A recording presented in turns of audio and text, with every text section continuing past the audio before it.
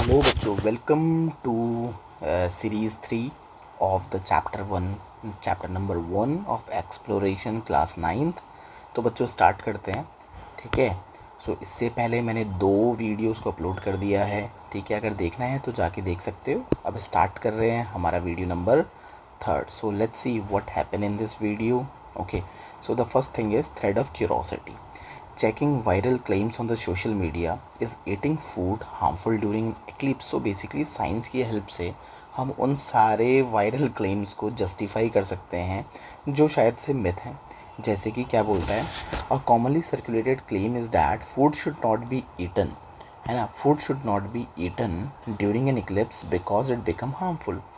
डिसप्रूफ comes from the asking simple scientific question. So basically आपने सुना होगा भाई, बहुत सारे केसेस में तुम्हारे मदर या तुम्हारे फादर ये कहते होंगे, जब सोलर इक्लिप्स होता है या तुम्हारा जब कोई भी लूनर इक्लिप्स होता है तो आपको खाना नहीं खाना चाहिए। मगर तुम इस चीज़ को डिसप्रूव कर सकते हो by asking simple scientific question, जैसे कि an eclipse is just a play of shadow. तुमको भी पता है बच्चों, जो इक्लिप्स है वो कब होता है, जब तुम्हारे मून की शेडो बनती है, राइट, तुम्हारे अर्थ के ऊपर। So basically it's basically a game of shadows, है ना। शेडोज़ की वजह से तुम्हारे इक्लिप्स होते हैं, right. An eclipse is just a play of shadow. तो भाई वो तुम्हारा क्या है, जस्ट अ शेडो, तुम्हारा शेडो का गेम है। What physical change occur during an eclipse. क्या इक्लिप्स के दौरान कोई फिजिकल चेंज होता है? तुम बोलोगे नहीं, ऐसा कोई फिजिकल चेंज तो होता नहीं है। डस टेम्परेचर चेंज सिग्निफिकेंटली। क्या इस शेडो फॉर्मेशन की वजह से तुम्हारे टेम्परेचर में कोई चेंज दिखता है?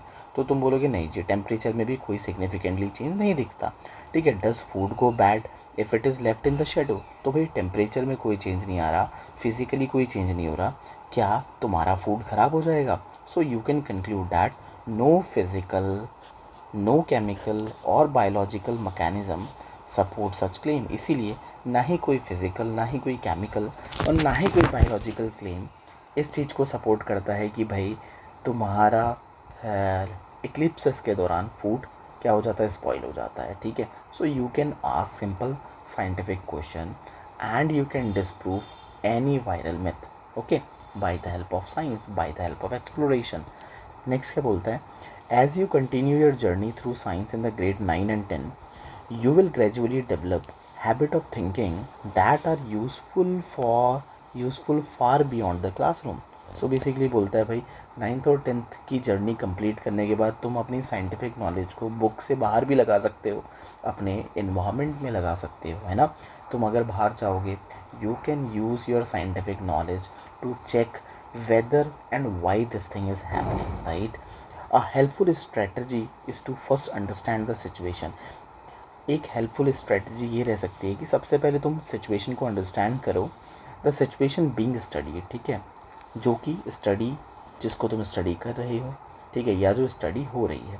Then identify the quantities that matter. फिर उससे रिलेटेड जो भी क्वांटिटीज़ हैं जो मैटर करती है उसको आइडेंटिफाई करो।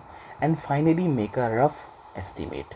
फिर उसके बाद क्या बनाओ भाई, एक रफ एस्टिमेट बनाओ to check whether an answer make sense और नॉट, ताकि तुम्हें ये पता चल सके कि तुम्हारा जो आंसर आया, ठीक है, वो कोई सेंस बना रहा है नहीं बना रहा। जैसे कि एक सिंपल एग्जांपल तुम देखोगे in ready to go beyond वाले सेक्शन में। देखो, तुमको एक एस्टिमेशन बनाना है कि तुम कितना कैलोरीज को कंज्यूम करते हो, तो तुमको कितने राइस की रिक्वायरमेंट होगी। तो तुम एक लमसम एस्टिमेट बनाते हो कि मेरे को जो है, अगर मैं एस्टिमेटली इतना राइस को ईट करता हूँ तो मेरे को करीबन 1 महीने में कितना राइस लेकर आना होगा मार्केट से।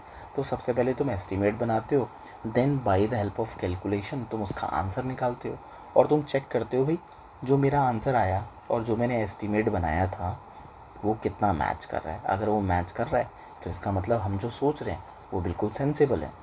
Exact values are not necessary. तो याद रखना, एग्जैक्ट वैल्यू जब भी तुम एस्टिमेशन करते हो तो एस्टिमेशन और अप्रॉक्सीमेशन के दौरान एग्जैक्ट वैल्यूज़ की रिक्वायरमेंट नहीं होती, specially in the early stages of reasoning, ठीक है। जब तुम अर्ली स्टेज में रीजनिंग कर रहे हो तो एग्जैक्ट वैल्यूज़ की रिक्वायरमेंट नहीं है। Often an approximate estimation is enough to tell us whether a result is reasonable और इम्पॉसिबल।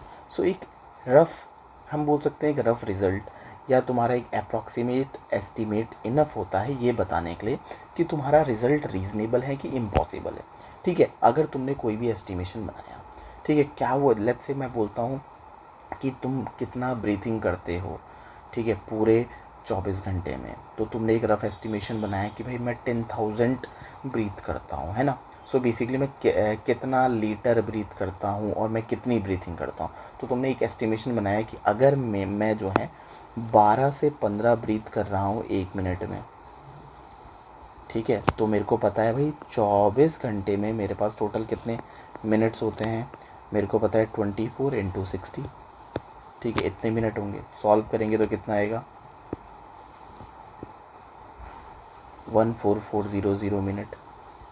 और मेरे को पता है भाई मैं 1 मिनट में अगर 12 से 15 ब्रीथ कर रहा हूँ तो 1440 मिनट में मैं कितनी ब्रीथिंग करूँगा, मैं ब्रीथिंग करूँगा तुम्हारी 12 × 1440, या मैं कह सकता हूँ 15 × 1440। सो बेसिकली पहले मैंने कैलकुलेशन नहीं किया, पहले मैंने एक रफ़ एस्टिमेशन लगाया कि अप्रॉक्सीमेटली हो सकता है मैं तुम्हारा कितना 88,000 ब्रीथिंग कर रहा हूँ, ठीक है। तो जब मैं इसको कैलकुलेट करूँगा तब मैं मेरा रिज़ल्ट आएगा, and then I compare my result with the estimation that I made. Okay, learning to estimate helps you build intuition. So basically estimation के बारे में जानना या उसको सीखना तुमको हेल्प करता है इंट्यूशन को बनाने में, बिल्ड इंट्यूशन, डिटेक्ट एरर को डिटेक्ट करने में हेल्प करेगा, and develop confidence in your thinking, और तुम्हारी थिंकिंग में तुम्हारे अंदर कॉन्फिडेंस डेवलप करेगा। हाँ भाई, इसका मतलब मेरा आंसर जो मैंने निकाला वो मेरे थिंकिंग के बहुत पास है, इसका मतलब क्या मैं सही सोच रहा हूँ। तुम्हारा भाई इंट्यूशन को बिल्ड करेगा, तुम्हारे एरर को डिटेक्ट करेगा और तुम्हारे कॉन्फिडेंस को भी बिल्डअप करेगा, राइट। फिर क्या बोलता है, science values careful reasoning perhaps much more than accurate calculation. तो साइंस बेसिकली केयरफुल रीजनिंग को ज़्यादा वैल्यू देता है देन कैलकुलेशन से, ठीक है। Calculation can be 1 point up and 1 point down, but तुमने उसके पीछे क्या रीजनिंग लगाई, ठीक है, क्या ऑब्जर्वेशन किया, वो ज़्यादा वैल्यूएबल है, ठीक है। तो बच्चों होप सो इतना क्लियर होगा। अगर इतना क्लियर है, now we are heading towards our next section that is ready to go beyond वाले। सो बच्चों अब इसके बाद आगे हम स्टार्ट कर रहे हैं, how much rice would feed a family of a 4 for a month. So basically आपका ये रेडी टू गो बियॉन्ड वाला सेक्शन है, और इसमें हम देखने वाले हैं कि जो भी हम एस्टिमेशन की बात कर रहे थे ऊपर, how can we apply these estimation in the real life. So इसमें बोलता है to make a rough estimate assume that all their calories needs come from the rice alone. ये मान के चलते हैं कि किसी भी एक पर्सन की जितनी भी कैलोरीज है वो राइस से आती है। An average adult need about 2000 to 2500 kilo cal. मान के चलते हैं एक एवरेज पर्सन को कितना कैलोरी चाहिए आपका, 2000 से 2000 से 2500 किलो कैलोरी चाहिए पर डे, ठीक है, पर डे इतना चाहिए। अब ये बोलता है find out how many calories 100 grams of uncooked rice provide when cooked and use this estimate the daily requirement for a family. So basically daily उनको कितना बेसिकली रिक्वायरमेंट होगा ये आपको बताना है ना। सो डेली रिक्वायरमेंट कितना होगा अगर हम देखें तो इसका एक रफ एस्टिमेट हम ये लगा सकते हैं। हम मान के अगर ये चलें कि 100 ग्राम राइस अगर आपको प्रोवाइड करवा रहा है 100 किलो कैल ऑफ एनर्जी, है ना। सो हम कह सकते हैं कि भाई 1 ग्राम कितना प्रोवाइड करवाएगा, 1 ग्राम जो है 1 किलो कैल एनर्जी प्रोवाइड करवाएगा। क्लियर है कि नहीं है। सो अगर मेरे को 2000 से 2500 किलो कैल चाहिए तो मुझे कितने ग्राम की रिक्वायरमेंट होगी। तो अगर मैं क्या करूँ, अपने 2000 में से डिवाइड कर दूँ, 2000 किलो कैल में से 1 किलो कैल को डिवाइड कर दूँ तो मेरे पास क्या आ जाएगा, मेरे पास आ जाएगा अप्रॉक्सीमेटली 2000 तुम्हारा ग्राम, मतलब मैं कह सकता हूँ 2 kg, राइट। तो मेरे को अराउंड 2 kg ऑफ राइस की रिक्वायरमेंट है एक दिन में। अगर कोई भी फैमिली अपने कैलोरीज के रिक्वायरमेंट को 2000 से 2500 किलो कैल को मेंटेन करना चाहती है ना। सो उसको एक दिन में कितना 2 kg या 2.5 kg की रिक्वायरमेंट है। तो मैंने पहले मैं क्या करूँगा, पहले मैं एक एस्टिमेशन बनाऊँगा। भाई एस्टिमेशन होगा तो बच्चों होप सो इतना क्लियर होगा, ठीक है। तो ऐसी एस्टिमेशंस हमें क्या बताती है, तो ये बोलता है कि to make a rough estimate, assume that all their calorie needs come from the rice alone. An average adult needs about 2000 to 2500 kilocalories per day. Find out how many calories 100 gram of uncooked rice provides when cooked and use this to estimate the daily requirement for the family. तो family की daily requirement हमने निकाल दी, तो जो कि आया 2 kg से 2.5 kg, right. The aim is not to get an exact number. Aim ये है कि भाई हमें एग्जैक्ट नंबर नहीं चाहिए, but to check whether the answer make sense, as 100 gram for a month is clearly too little. क्योंकि भाई per month 100 ग्राम बहुत कम है और फ्यू टन्स बहुत ज़्यादा है, तो हमें अप्रॉक्सीमेटली कितना चाहिए होगा। तो पर डे का हमने निकाल दिया है, हमें पर मंथ का निकालना है, तो मल्टीप्लाई बाय 30 कर देंगे। तो अप्रॉक्सीमेटली हम कह सकते हैं कितना 60 kgs यहाँ पे आ रहा है, ठीक है, जो कि एक अप्रॉक्सीमेटेड डाटा है, राइट। नाउ फिर बोलता है while a few tons is far too much, such estimation help connect science to everyday question. तो ऐसे एस्टिमेशन आपको साइंस, आपकी साइंस को हर दिन के क्वेश्चन से कनेक्ट करती है about food resources and shows why approximate reasoning is an important scientific skill. तो बच्चों अब आगे स्टार्ट करते हैं, ठीक है। एक और क्वेश्चन है एस्टिमेशन का, estimate how many litre of air you breathe. तो इधर पर ये एस्टिमेशन करना है कि आप कितना लीटर ऑफ एयर ब्रीथ करते हो वन डे में। Start by estimating how many breath you take per minute, ठीक है। तो स्टार्ट करो भाई कितनी ब्रीथ तुम लेते हो per minute, and the volume of one breath, और एक ब्रीथ का क्या वॉल्यूम है। Your aim is not to find the exact answer. तुम्हारा एम एग्जैक्ट आंसर फाइंड करने का नहीं है, बस to make estimation.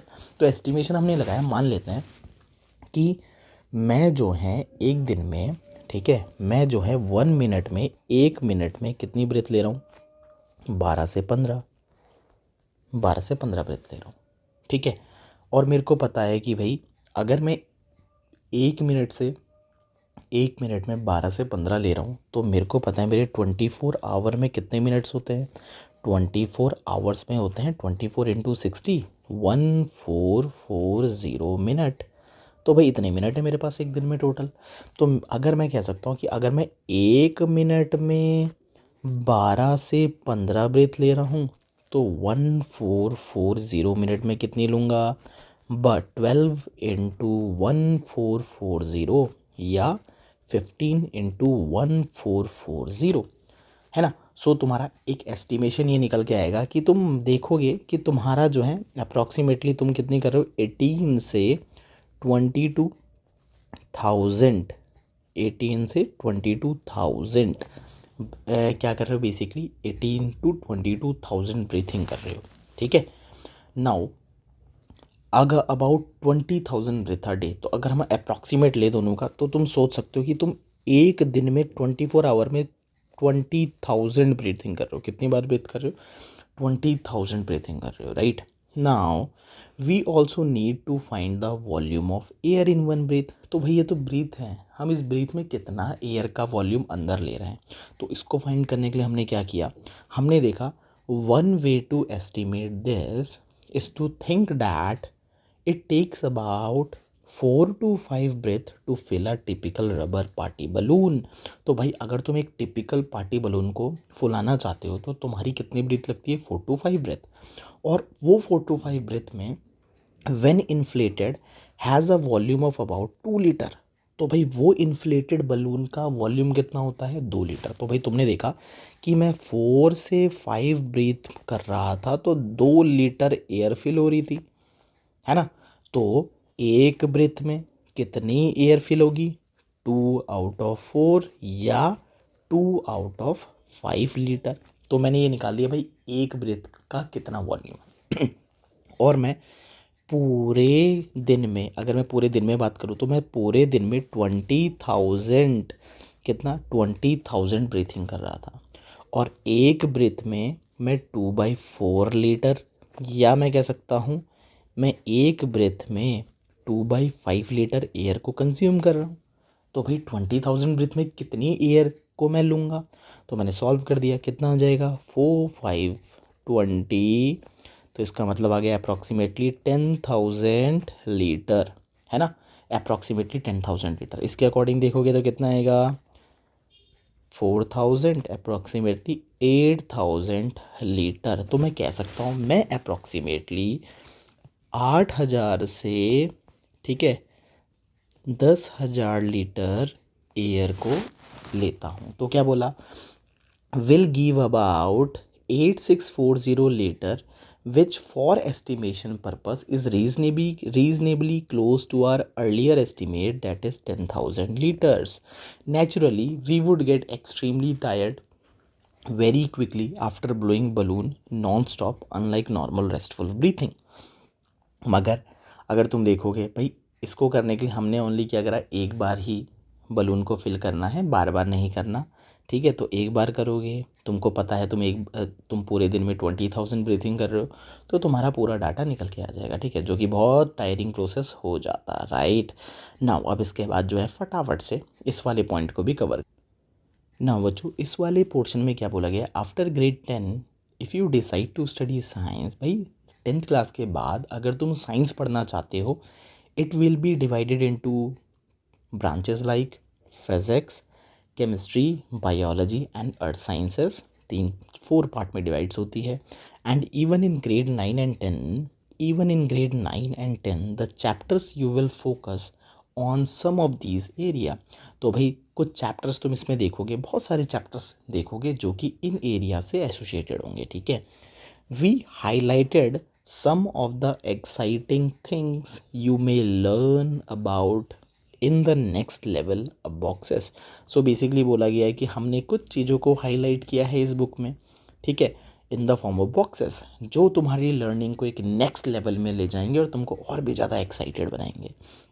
However, do remember that the natural world does not have any such boundaries. तो याद रखना, नेचुरल वर्ल्ड जब तुम बाहर निकलते हो तो ऐसी कोई बाउंड्रीज नहीं होती, कौन सा फिजिक्स, कौन सा केमिस्ट्री, कौन सा biology. These divisions are made by us to only help organize knowledge. ये डिवीज़न मात्र हमने बनाई है अपनी नॉलेज को ऑर्गेनाइज करने के लिए। They are not independent of each other, वो एक दूसरे से इंडिपेंडेंट नहीं है, दे आर डिपेंडेंट, ठीक है। Most of the real world problems today such as understanding climate change, developing medicines, designing sustainable technologies require ideas from several disciplines. तो याद रखना, अगर आपको आज के टाइम पे किसी भी रियल वर्ल्ड प्रॉब्लम के ऊपर काम करना है, then you have to combine knowledge of different fields, ठीक है, together. Science also connects naturally with mathematics, technology, arts and social sciences. Science naturally सबके साथ कनेक्ट हो जाती है, मैथ्स के साथ, टेक्नोलॉजी के साथ, आर्ट्स के साथ, सोशल साइंसेस के साथ, ठीक है। कैसे? Mathematics to derive physical phenomenas, है ना, to prove physics laws. Technology, basically by the help of sciences you can make new technologies, and in the biology you integrate art, in the concepts of metallurgy, alchemy, ठीक है, you basically connect social sciences with the historical chemist, है ना, to make sense of the the world fully. We need to connect multiple ways of knowing and expressing ideas. तो भाई अपने world को पूरी तरीके से समझने के लिए हमें कनेक्ट करना पड़ता है अपनी नॉलेज और अपने एक्सप्रेशन को, अपने आइडियाज़ को मल्टीपल डोमेन्स से, ठीक है। हम बेसिकली ये बोलता है कि हमको अपने आइडियाज़ को एक्सप्रेस करने के लिए हमें उसे डिफरेंट डोमेन से कनेक्ट करना पड़ता है, ईच इनरिचिंग द अदर्स, जो एक दूसरे को इनरिच करते हैं और भी ज़्यादा बढ़ाते हैं, है ना। तो इतना सबको समझ में आ गया बच्चों, चलो आगे बढ़ते हैं क्विक। चलो बच्चों, ये है तुम्हारा ready to go beyond magic box. How does a mask really work. भाई जो तुम मास्क लगाया तुमने कोविड-19 में, वो वर्क कैसे करता है। Solving real problems require knowledge from several branches. तो भाई अगर तुम रियल प्रॉब्लम को सॉल्व करना चाहते हो तो तुम्हें अलग अलग ब्रांचेस की नॉलेज को गेन करना होगा, ठीक है, ऑफ साइंसेस। ड्यूरिंग द कोविड-19 pandemic we all use mask for safety. Understanding how a mask works require concepts from the physics, particle motion, and electrostatic attraction. We need knowledge of chemistry, that is properties of polymer and fibers. We need knowledge of biology, size and behavior of viruses, and mathematics, modeling airflow and filtration efficiency. ठीक है, so basically तुम देखोगे भाई एक simple concept था mask, और mask की knowledge को we combine with the knowledge of physics, we combine with the knowledge of chemistry, biology and even mathematics, right. तो हम कह सकते हैं कि science is nothing just a integration of different discipline in a systematic manner so that we can solve a real life problem. Now next क्या बोलता है, finally as we have mentioned in everyday text book, science is not just a collection of fact, equation or experiments. It is a human activity shaped by curiosity, creativity, collaboration and careful questioning. ये कोई facts का collection नहीं है, science equations का collection नहीं है, experiments का collection नहीं है, ये ह्यूमन एक्टिविटी है, ठीक है, जिसको हमने शेप किया है क्यूरोसिटी के साथ, क्रिएटिविटी के साथ, कोलैबोरेशन के साथ और केयरफुल क्वेश्चनिंग करके। It grows as people ask question, ये बढ़ती जाती है जैसे जैसे जैसे जैसे लोग क्वेश्चन करने लगते हैं, आइडियाज़ को टेस्ट करने लगते हैं, अपने रिजल्ट्स को शेयर करने लगते हैं and learn from the mistakes, और अपनी गलतियों से समझने लगते हैं। Science develops over time through the work of many individuals across different cultures and generation। Science जो है समय के साथ बढ़ती जाती है through a work of many individual, ठीक है, बहुत सारे इंडिविजुअल जब साथ में वर्क करते हैं डिफरेंट कल्चर के, डिफरेंट जनरेशन्स के, ठीक है। Even if you do not choose to study science beyond grade 10, scientific thinking will be very important in whatever you do.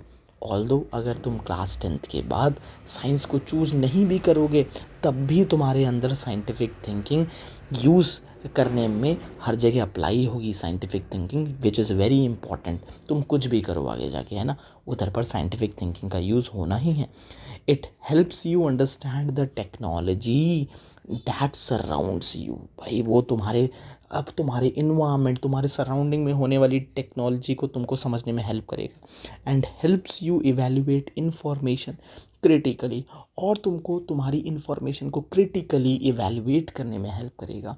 Make sense of the world, तुम्हारे world जो भी तुम्हारा surrounding world है उसको और भी सेंसेबल बनाएगा। And you live in, जिसमें तुम रह रहे हो।